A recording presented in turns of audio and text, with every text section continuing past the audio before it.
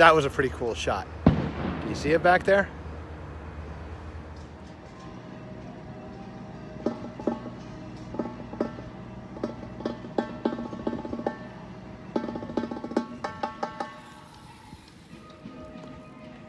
All right, so today I'm in a town called Doylestown Township, Pennsylvania. I believe I'm in eastern Pennsylvania. These kids have a parade, a 4th of July parade, day after tomorrow in Philadelphia. So they're here at this college campus rehearsing. And well, while I'm here, I've got a couple days to myself. So I got the bike out. I'm gonna go exploring. So I guess what we're looking at here is the childhood home of Margaret Mead, the anthropologist. So I guess she grew up in Doylestown Township, Pennsylvania. And this is her historic marker.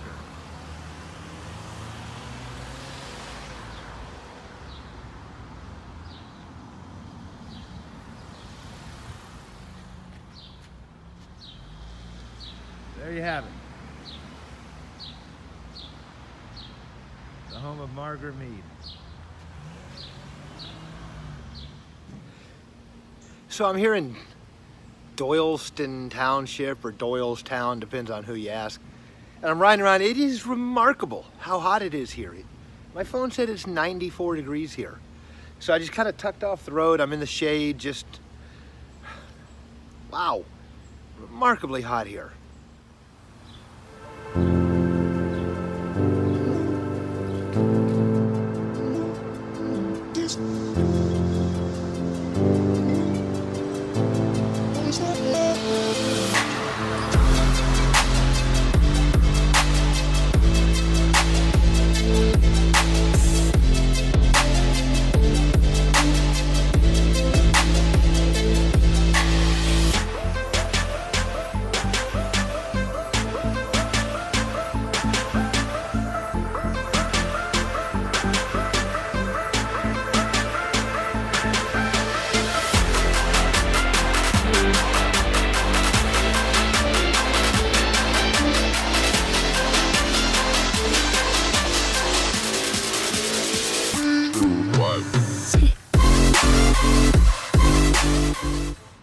This place really is amazing.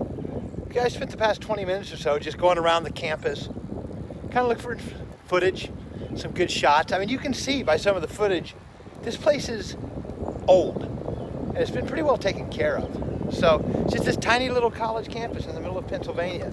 It's called the Delaware Valley College, but it's a pretty neat place.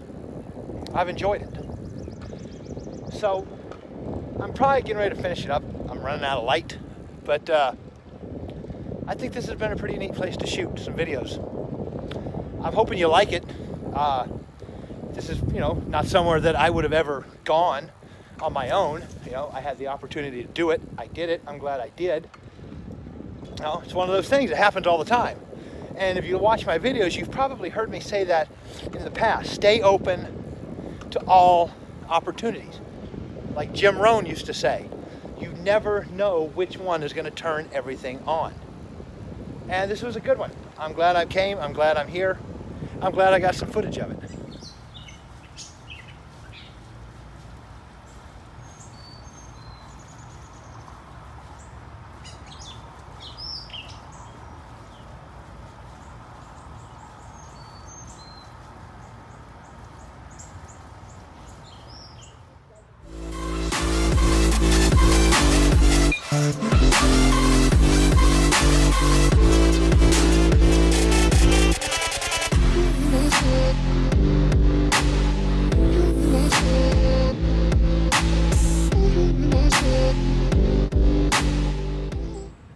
Hey guys, it's Michael from Resolve Life Training.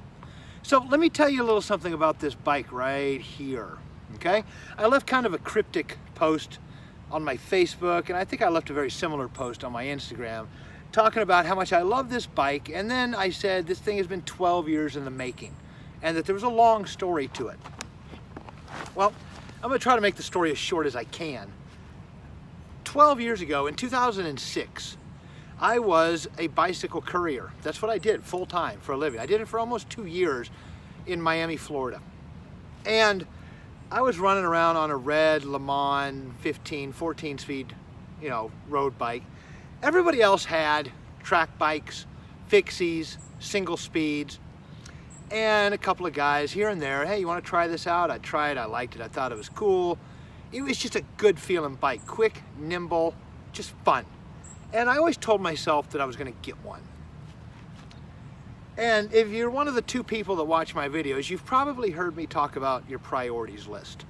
This was one of the things that kept making the list, and then daily, weekly, monthly, it would get knocked off the list. It wasn't practical to get one. I couldn't afford to get one. It wasn't reasonable to get one. I didn't need one. There was just a long list of reasons over the years. I'm not working in that industry anymore.